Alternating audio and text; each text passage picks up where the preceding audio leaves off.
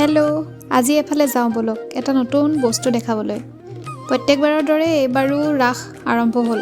সকলোৱে চাগে ৰাস চোৱাও আৰম্ভ কৰিছে, কিন্তু আমি আজি এনেকুৱা এখন ৰাস দেখাম যিখন হয়তো চালে ভাল লাগিব।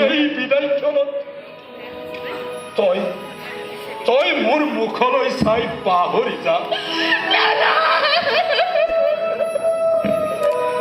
নাকান্দিবি গৈ, তোক কি বুলি আশীৰ্বাদ দিম? ভগৱানে যেন তোক প্ৰতিপৰায়ণা সুব্ৰতী আৰু চিৰঞ্জীৱী কৰি তোলে।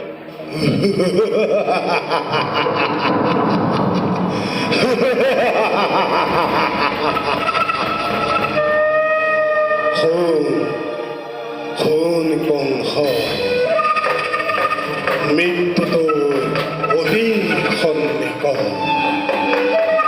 তোৰ অতি আদৰৰ ধনীতি কৈবকী দেৱীৰ গৰ্ভজাত অষ্টম সন্তানে সংহাৰ কৰিব।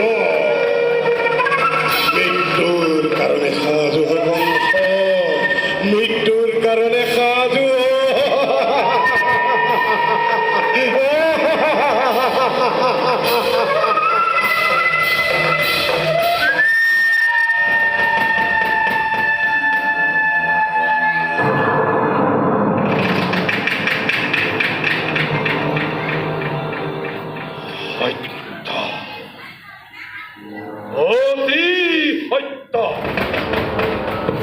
সবনিকাৰ অন্তৰত থকা অতীত কথাই আজি ধীৰে ধীৰে মোৰ স্মৃতিৰ প্ৰততে উদয় হৈছে।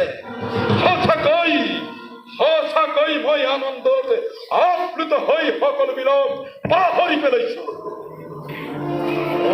হৰিক দৈবিক বাণীয়ে যেতিয়া কংসৰ ভৱিষ্যত ভাগ্যৰূপে ইংগিত বহন কৰিছে, দয়া নাই, ক্ষমা নাই, অতি কঠোৰ হলেও মই ৰাস চাই থাকোঁতে এখন বেলেগ দুনিয়াত থকা যেন লাগে।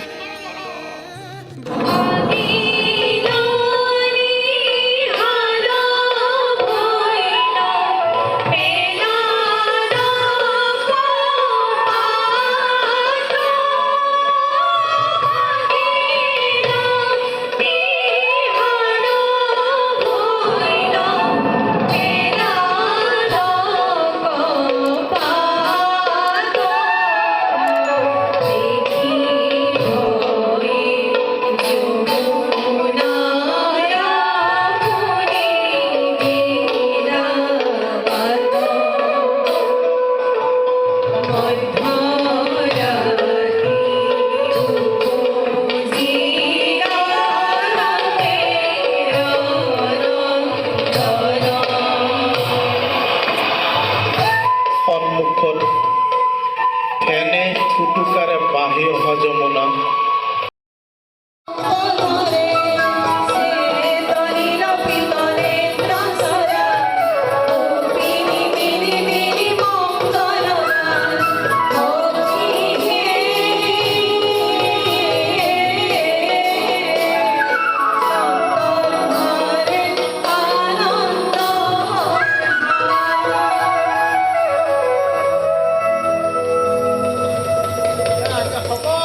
ক'ৰ ৰাস জানেনে? মাজুলীৰ ৰাস। মোৰ ভিডিঅ'সমূহ যদি ভাল পায় তেনেহ'লে ছাবস্ক্ৰাইব কৰি দিব।